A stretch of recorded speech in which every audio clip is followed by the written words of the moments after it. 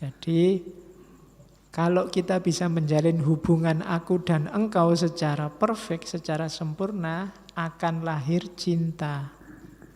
Dalam cinta itu yang ketemu aku berjumpa dengan engkau. Person dengan person. Kalau di Marcel cinta itu sifatnya calling, panggilan jiwa. Orang sejahat apapun itu punya, dalam diri sebenarnya ada calling, ada panggilan butuh yang lain. Makanya kadang-kadang yang penjahat-penjahat itu kan juga punya ajudan, punya asisten, punya tangan kanan, punya tangan kiri. Karena tidak mungkin dia sendirian. Ada panggilan untuk menemukan engkau.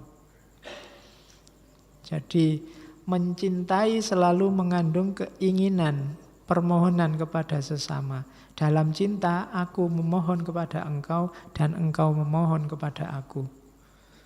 Kalau cinta itu kan aku butuh kamu, kamu butuh aku. Jadi kita sama-sama membutuhkan apa? Membutuhkan kehadiran yang lain. Kehadiranku belum utuh sebagai manusia sebelum engkau hadir. Kalau dulu yang ingat waktu filsafat cintanya Plato bahkan menggambarkannya artifisial sekali. Menggambarkannya itu bahwa dulu jiwa manusia itu jadi satu terus dibelah jadi dua. Nah sekarang hidup di dunia sekarang ini nyari pasangan yang dulu kita dibelah itu. Yang laki-laki nyari perempuan itu nyari pasangan hidup itu sudah ditetapkan dulu zaman azali, terus kita dulu sudah gandeng tapi terus dipisah. Nah sekarang kita nyari gandengan lagi. Nah, itu Plato, bisa kembali ke filsafat cintanya Plato. Cuma kalau di Marcel penjelasannya lebih smooth bahwa enggak, kita itu memang butuh yang lain. Ada panggilan jiwa untuk mencintai yang lain. Yang lain juga ada panggilan jiwa untuk mencintai kita.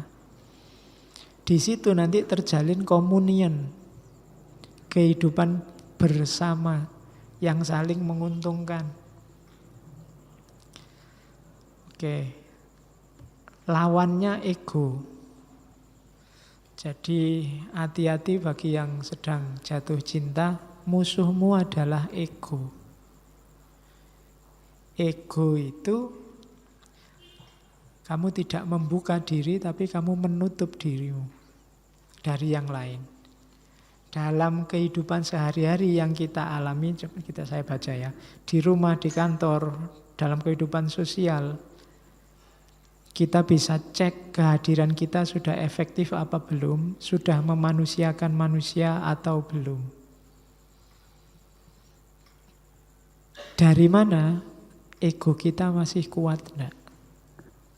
Kalau ego kita masih kuat, berarti masih ada jarak dengan yang lain. Kalau masih ada jarak, ya berarti levelnya belum level kehadiran, belum level cinta.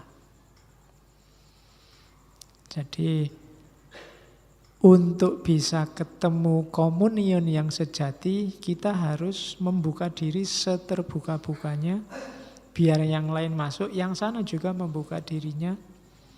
Tidak ada ego yang tersembunyi, tidak ada hasrat-hasrat tersembunyi, keinginan-keinginan tersembunyi. Baru dari situ terjadi komunion. Cinta di level misteri itu namanya cinta eksistensial. Cinta di level problem, di level refleksi pertama itu cinta yang faktual. Yang sifatnya fisik. Jadi cinta eksistensial itu keterlibatanmu dalam cinta tadi dengan segala karakternya. Sementara cinta yang faktual itu kalau cinta kita bahas di luar keterlibatan kita, dilihat di aspek yang kelihatan-kelihatan. Gantengnya, kayanya, cantiknya, seksinya, dan lain-lain. Itu berarti cintanya faktual. Jadi cintamu itu hanya faktual kalau berhentinya di fisik tadi. Jadi objek. Kenapa kamu jatuh cinta? Karena dia ganteng. Itu levelnya masih level cinta faktual. Karena dia kaya lumayan, nggak usah capek-capek nyari kerjaan besok misalnya. Atau karena dia darahnya biru misalnya. Atau karena ya, cerita dongeng zaman dulu kan gitu. Kalau jatuh cinta nggak boleh yang darah biru sama darah biru. Banyak makan cumi-cumi. Oke, nah ada cinta yang eksistensial. Kalau yang eksistensial itu dipentingkan pergerakan batinnya. Jadi ada dua jenis cinta. Kalau cinta yang dibahas oleh dua orang pecinta tiap hari hanya fisik, gimana lebih cakep, kita jalan-jalan kemana, kemudian caranya lebih seksi, bagaimana dan seterusnya, itu berarti adanya di refleksi pertama. Sifatnya hanya ngomong faktual. Yang ini mudah berubah, tidak abadi. Karena cantik kan tidak abadi. Harta juga tidak abadi, ada titik akhirnya. Beda dengan cinta yang eksistensial. Cinta yang pergerakan batin tadi. Kalau cinta itu sifatnya eksistensial, cinta ini bisa sampai tua.